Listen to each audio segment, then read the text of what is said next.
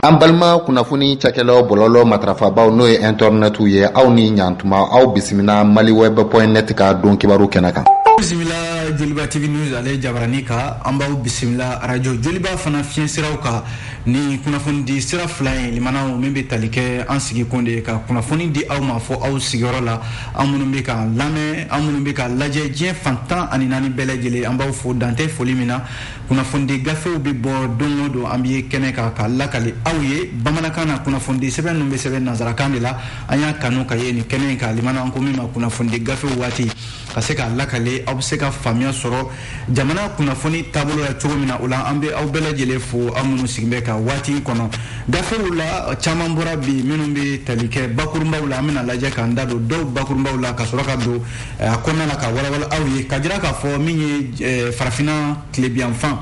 o jɛkulu minnu farala ɲɔgɔn kan n'an ko a ma ko CEDEAO olu ka ciden min ni o nana tile fila taamana Mali kɔnɔna la yan nɔ Goodluck Jonathan n'a ka maaw a jirala k'a fɔ ko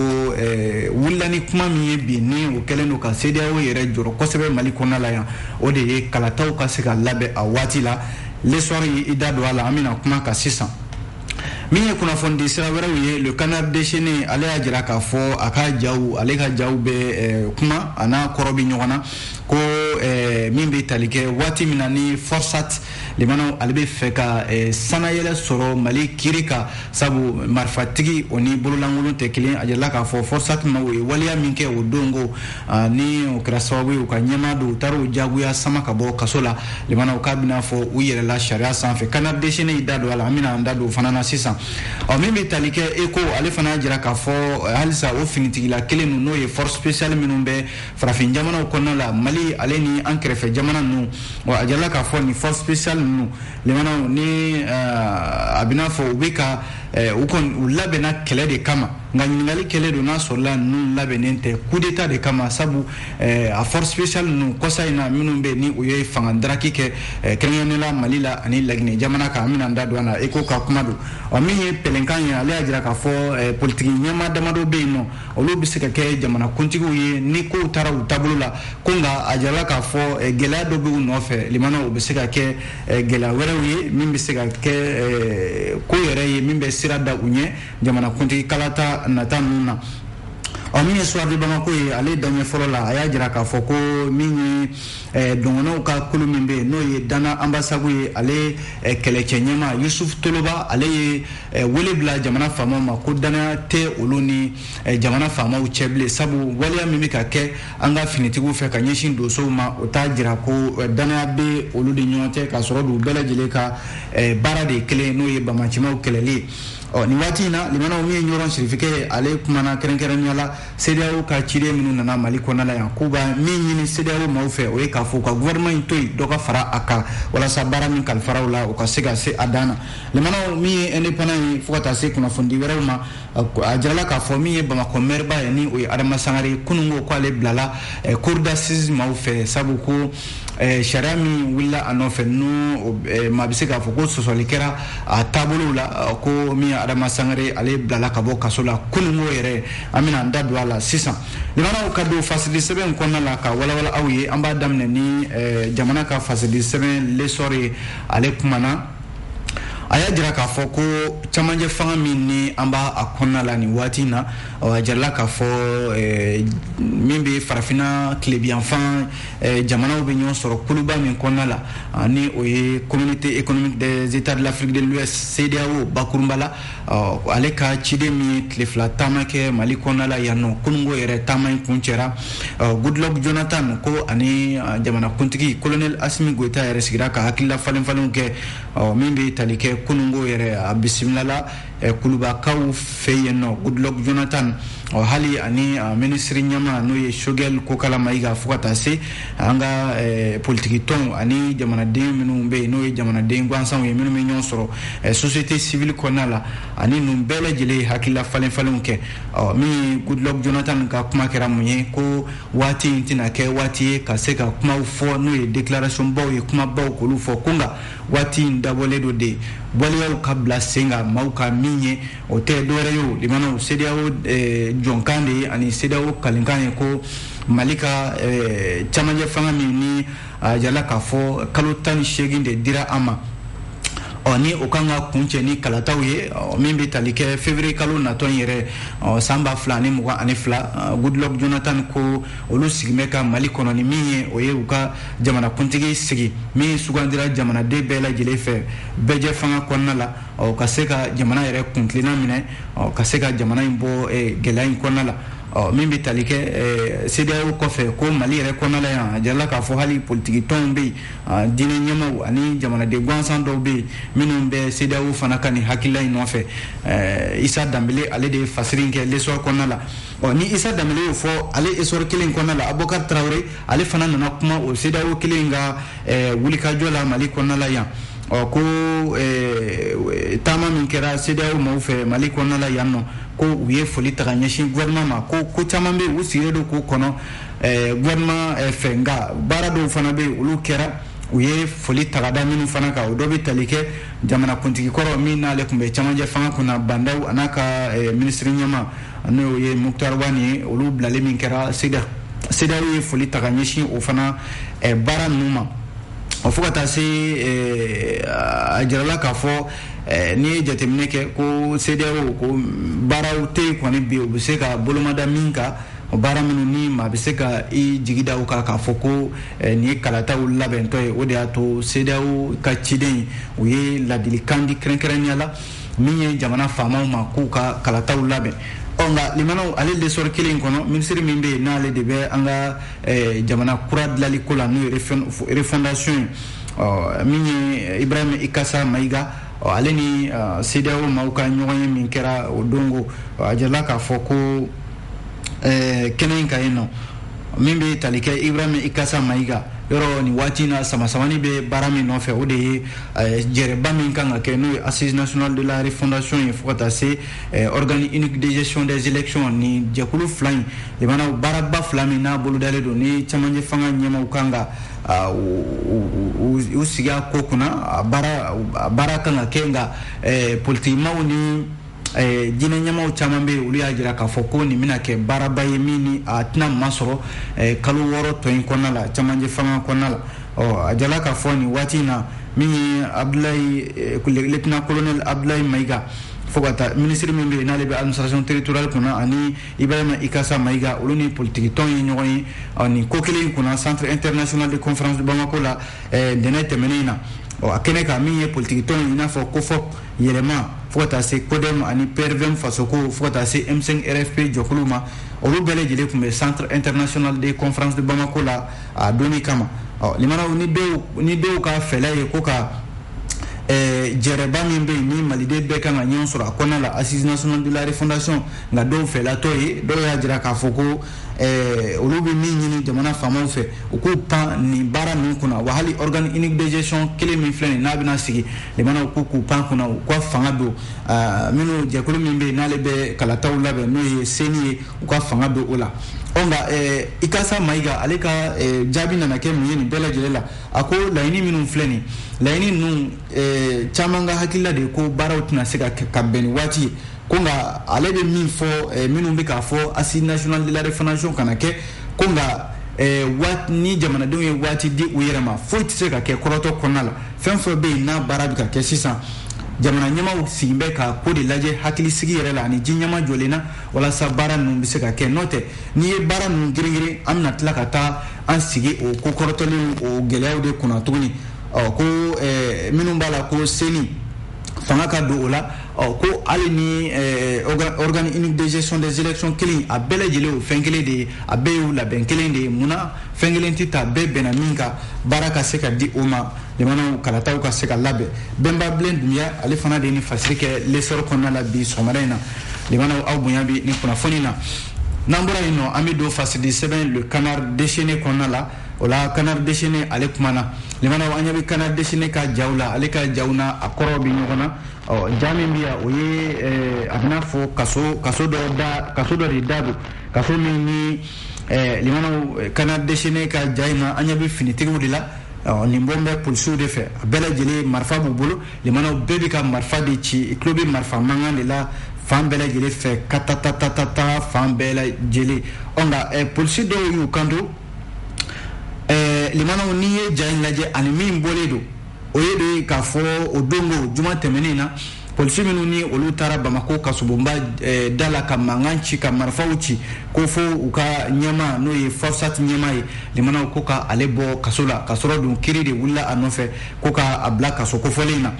polisi dɔw ka kuma kɛra mun ye ko an taamaɲɔgɔn ko e k'a bila e kunkolo la k'a fɔ e kɔni e bilala sa i n'a fɔ fiɲɛ bɛ yaala cogo min na e kan ka yaala cogo min ka di ye wa i n'a fɔ fiɲɛ yɛrɛ bɛ yaala cogo min na limanaw na an donna fasiri ka walawala le canard déchaîné kɔnɔna la ko polisiw limanaw k'a bɛna fɔ polisiw u ye dansago wale kɛ dɛ ka yɛlɛ sariya sanfɛ min kɛra juma tɛmɛnen septembre kalo tile 3 waati min na jalaki binna Forsyth ɲɛma kan k'a fɔ ko min ye mɔgɔ faga ye ani joginiw fo ka taa se ka don maa fɛ jɛla ka maaw bɔnɛ u ni na waleya min kɛra juillet kalo tile 11 a n'a tile 12 san 2020 yɔrɔ kiri wulila ni o kuma ye bi ni maa fa bɔra la a bɛ taa se maa 23 ma a waati la min bɛ tali kɛ Forsyth n'o ye force spéciale antiterroriste ye olu de bɔra ka taa lakana sabati a yɔrɔ kofɔli ninnu na a jirala k'a fɔ maa caman kɔni n'i tora a waleya ninnu na olu ka ɲɛma Forsyth ɲɛma min n'a fɔra ko o de jalaki wulila ale nɔfɛ k'ale bila kaso la a waatinin yɛrɛ kama M5 RFP maaw taara n'a ko ye commune 3 o tribunal la ko ana kɛ commune 3 procureur de Forsyth ɲɛma in k'a bila kaso la polisiw ma jɛ ni o ye u taara a kɛ mankan caman ni min ye marifaciw ye o la sa ni jateminɛ kɛ limanaw a bɛna fɔ kiri min bɛ yen n'ale bɛ ka baara kɛ nin waati in na polisiw tɛ fɛ ka jɛ ni kiri in taabolo ye k'a bɛna fɔ nin bɛ min jira maaw la bi o de ye k'a fɔ polisiw bɛ fɛ ka dansago wale kɛ ka yɛlɛ min bɛ tali kɛ sariya sanfɛ ni M5 RFP ye ko in kɔn min ye sariya maaw ka lafasalikuluba min bɛ yen Sam ni Silima olu fana y'a jira k'a fɔ ko maa tɛ yen bi min bɛ sariya sanfɛ wa k'a jira k'a fɔ i mana kɛ jɔyɔrɔtigi o jɔyɔrɔtigi i mana kɛ maa o maa ye jamana kɔnɔna la limanaw maa si tɛ se ka kɛ ko i bɛ i sen tereke sariya kan Sam ni Silima ye o hakililajigin kɛ jamana faamaw k'u hakili t'o la hali association malienne des droits de l'homme minnu bɛ hadamadenya hakɛw lafasa olu fana y'a jira k'a fɔ ko u bɛ jamana faamaw dɛmɛ nin ko in na kosɛbɛ fɛn fɛn ye dunko juguya kɛlɛli ni maa minnu bɛ yen n'u bɛ jamana foroba nafolo ta ni foyi tɛ kɛ u la impunité limanaw k'u bɛ jamana faamaw dɛmɛ o baara la o fana ka se ka kɛlɛ kosɛbɛ i n'a fɔ maître Muktar Mariko AMDS ɲɛma ale y'o sɛbɛntiya cogo min na hali politique tɔn i n'a fɔ parti yɛlɛma o ɲɛmaaba Musa Mara ale fana ye dantigɛli kɛ ka ɲɛsin nin ko in ma ka jira k'a fɔ ko maa tɛna kɛ sariya sanfɛ an ka jamana kɔnɔna la wa a bɛ min fɔ jamana faamaw ye u ka bɛɛ lajɛlen bɛɛ kɛɲɛ sariya ɲɛma maa si kana fisaya sariya ma o de la bi limanaw waleya min kɛra polisiw fɛ maa tɛ jamana kɔnɔ min ma a ko kɔn kunnafoni filɛ canard déchaîné aw bonya bɛ a la n'an bɔra yen nɔ limanaw an bɛ don fasidi sɛbɛn eko kɔnɔna la les échos ale y'a jira ka ale kɛmɛ ka ɲininkali de kɛ limanaw ko force spéciale minnu bɛ yen n'o y'an ka kɛlɛcɛ gɛlɛn ninnu ye limanaw n'olu ka baara bɛn tɛ foyi ma fo bamanciya wale kɛlɛli a dun force spéciale minnu filɛ nin ye limanaw jamana dɔw bɛ yen minnu ni olu ye misali ta nanzara jamanaw fɛ k'a fɔ ko an ka finitigi dɔw lajɛ an ka fanga don olu la an ka olu a mana kɛ nafolo ye o a mana kɛ minɛn ye o limanaw fanga ka don u la u ka kɛ cɛ gɛlɛnw yɛrɛ ye a bɛ fɔ min ma ko force spéciale u ka se k'u ɲɛsin bamanci yawale kɛlɛli ma kɔsa in na yɔrɔ n'i ye jateminɛ kɛ n'i ye diɲɛ bɛɛ ta k'a la i b'a sɔrɔ bamanci maw limanaw u tɛ jamana bɔ jamana la u tɛ sigiyɔrɔ bɔ sigiyɔrɔ la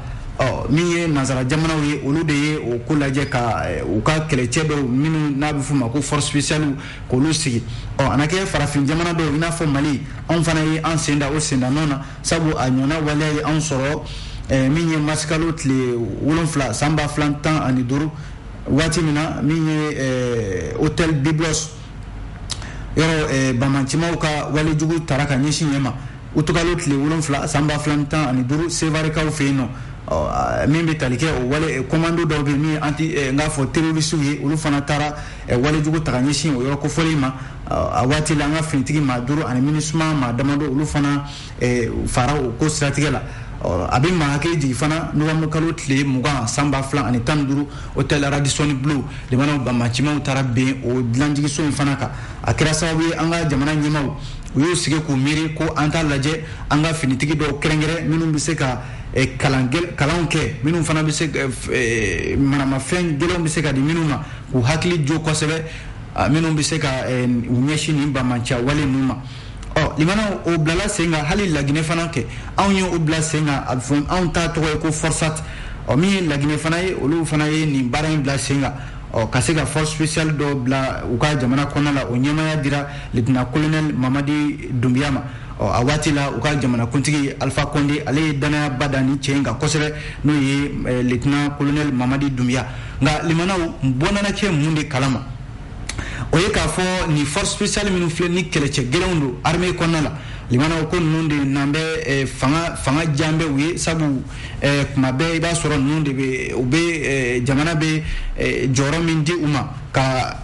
jɔyɔrɔ gɛlɛnw d'u ma armée kɔnɔna la ka tila ka min ye maramafɛn gɛlɛnw d'u ma walasa u bɛ se ka banbaanciya wale kɛlɛ cogo min na nka limanaw a bɛ n'a fɔ u ka baara u bɛ fɛ ka o de bila ka u ɲɛsin coup d'état ma o de ɲininkali kɛlen don n'a sɔrɔla force spéciale limanaw olu bɛna kɛ maaw ye minnu ni u ka baara bɛna bɛn kɛrɛnkɛrɛnnenya la coup d'état ma jamana ninnu kɔnɔna la limanaw ɲininkali don dɛ o de y'a to min kɛra anw yɛrɛ fɛ yan Mali la yan coup d'état min kɛra utukalo tile 18 yɔrɔ a bɛɛ y'o force spéciale kelen maaw ye min bɛ jamanakuntigiya la bi colonel Assimi Goïta ale bɛ o force spéciale kelen ɲɛma hali laginɛkaw fɛ yen a jirala k'a fɔ lieutenant colonel Mamadi Doumbia ale fana bɛ o force spéciale kelen de ɲɛma min ni o ye dankari kɛ Alpha Condé ale ka jamanakuntigiya la limanaw an dun b'a dɔn démocratie fanga o tɛ jɛni o ye marifatigiw ka fanga ta jamana ninnu kɔnɔna la a dun jirala k'a fɔ bi limanaw farafin jamanaw kɔnɔna la a ka kan bi sigi ka kɛ kuma ka kɛ fɛn dɔ kan min ye démocratie fanga ye bɛnkan na k'a kan don nataw la walasa farafin jamanaw kɔnɔna la jamana minnu bɛ yen ni nin waleya ma kɛ ye finitigi minnu bɛ yen n'o ye force spéciale u ka n'u ɲɛmada Mali ta ani Laginɛ ta fana ma kunnafoni filɛ Levi Dunion ale de ye fasiri kɛ limanaw an y'a bɔ les échos welewele kɔnɔna la n'an bɔra yen nɔ an bɛ don min ye le fasidi sɛbɛn le Pélican ale kɔnɔ Pélican ale kumana limanaw Pélican ka bi kuma tɛ dɔwɛrɛ ye o ko ani cɛmancɛ fanga a banni a tɔ tora kalo 6 de ye kalo 6 in na yɔrɔ jamana a bɛ taa laban ni kalataw de ye min bɛ taa laban jamanakuntigi o sugandili la politiki ɲɛmaa minnu bɛ an ka jamana kɔnɔ i n'a fɔ yɔrɔ dɔgɔtɔrɔ Bubu Sise ale ye yɔrɔ sɔrɔ politiki tɔn IRD kɔnɔ ka ban fo ka taa se docteur Cheikh Modibo Jara Musa Mara ani Sumelo Bube Mayiga limanaw ni cɛ 4 min filɛ nin ye a jarala k'a fɔ ko ninnu ni jamanakuntigiya bɛ sɔrɔ ninnu bɛ sɔn ka ye a ma kofɔlenw cɛ la Pélican ka kuma don dɛ limanaw a ko kalata hali n'a sɔrɔla a ma boloda fɔlɔ waati ma fɔ maa ye sira minnu bɛ yen n'a taa kan ka kɛ o fɛ o ma fɔ maaw ye fɔlɔ nka a jirala k'a fɔ bi minnu bɛ yen ni olu bɛ se ka ye jamanakuntigiw cɛ la limanaw dɔgɔtɔrɔ Bubu Sise ani docteur Shogel n'a fɔ docteur Cheikh Modibo Jara Musa Mara ani min ye Sumelu Bube Mayiga ye ko nka limanaw ninnu minnu filɛ nin bi a bɛ n'a fɔ u bɛ gɛlɛyaw b'u kan bi gɛlɛya minnu n'o bɛ se ka kɛ sababu yɛrɛ ye u tɛ se ka kalata in ka jaabiw sɔrɔ a la nka limanaw min ye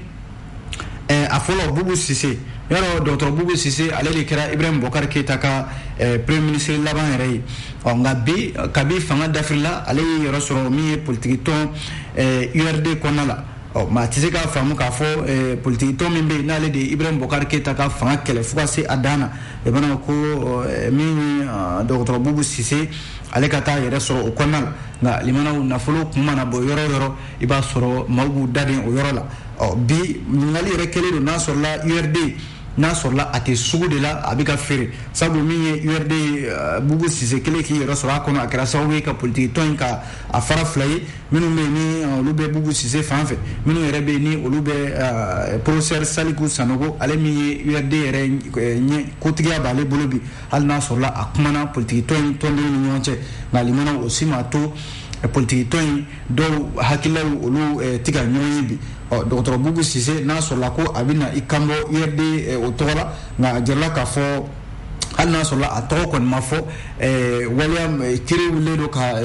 maa dɔw wele min bɛ tali kɛ walasa u ka se ka jɛya transition fɛ bi o de ye k'a fɔ fagali minnu kɛra utukalo tile 10 ni kelen n'a fɔ juillet tile 10 ni kelen a n'a tile 12 hali n'a sɔrɔla Bubu tɔgɔ ma fɔ a la dɔw bɛ ka premier ministre k'a fɔ a kɛra ale de ka waati la o bɛ se ka kɛ gɛlɛya ye a ma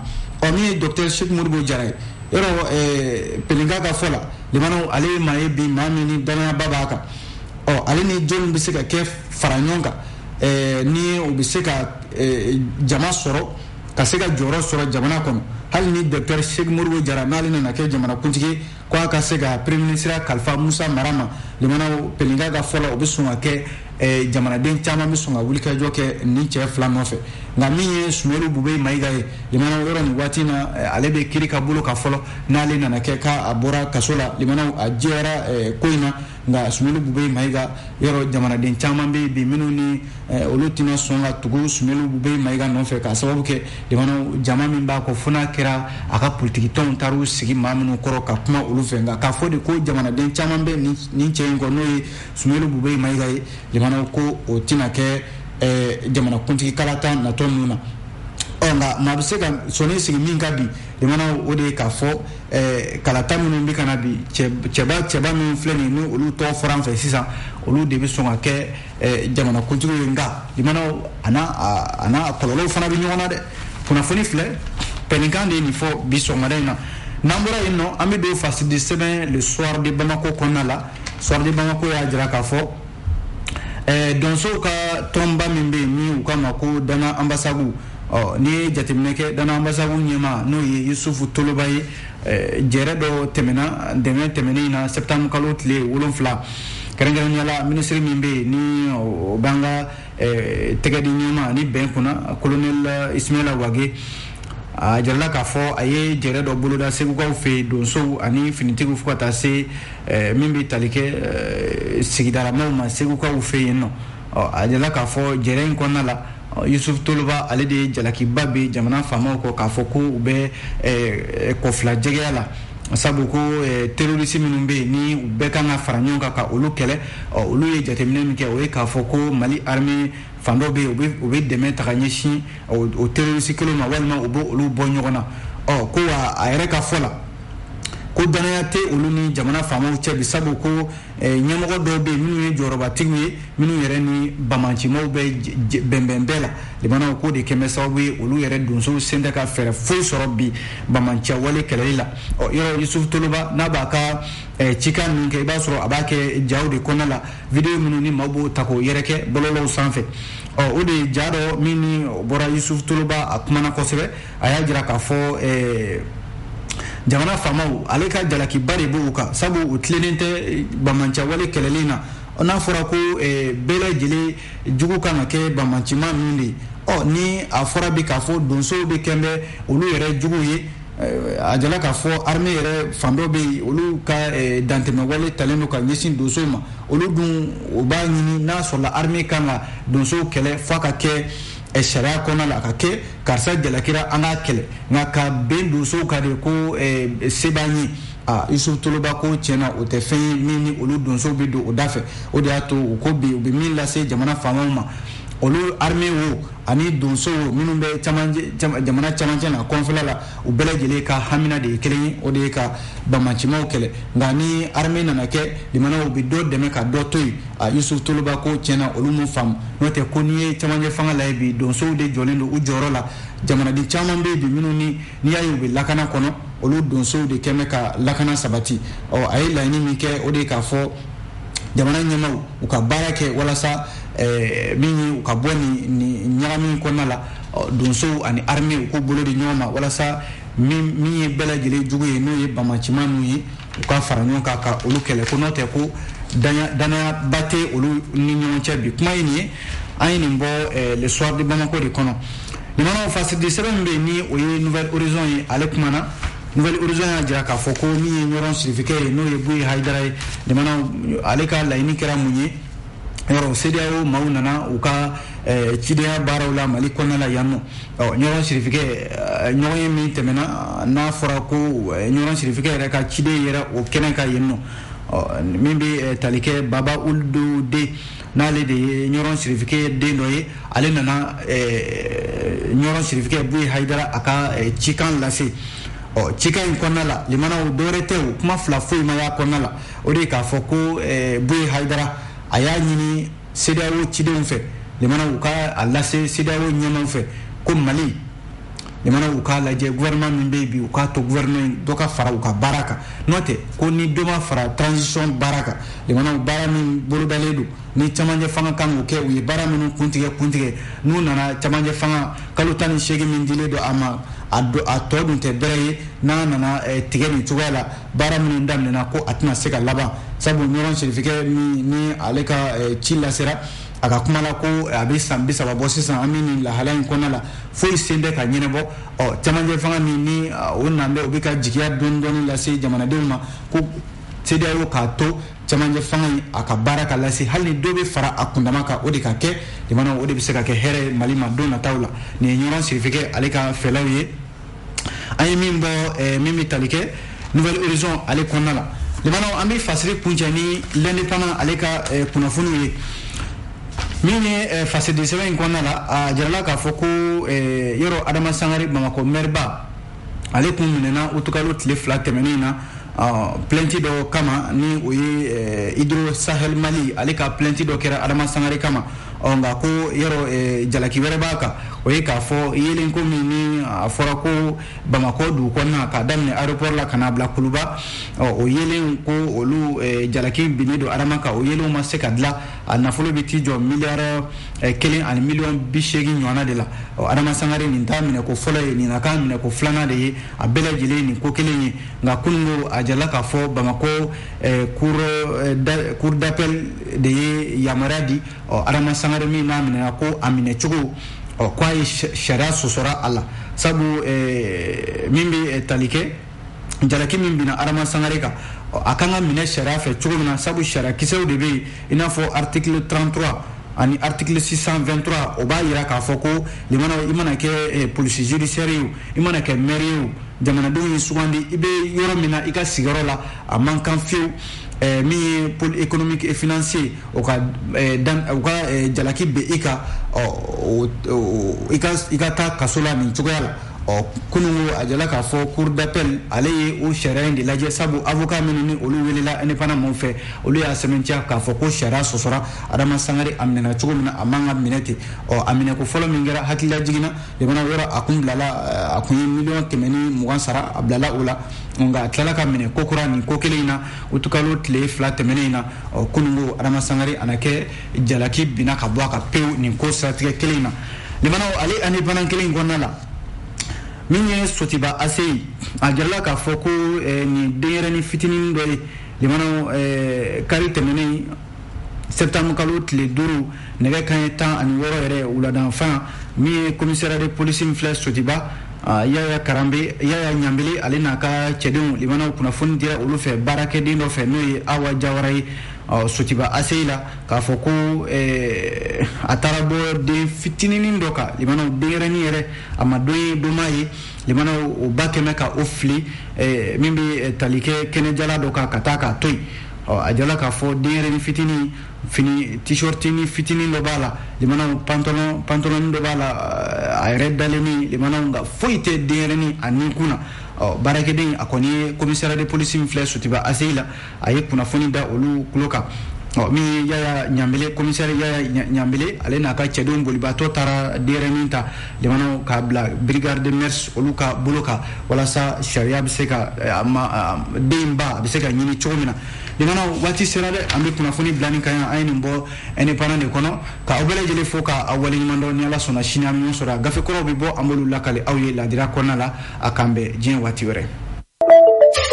aw tulo garisɛgɛ kɛra kunnafoni la kumaba minnu ye maliweb.net sanfɛla la o de ye nin ye ni ala ma an ka jɔnya jɔn an na a kan an bɛɛ kunnafoni wɛrɛw kɛnɛ kan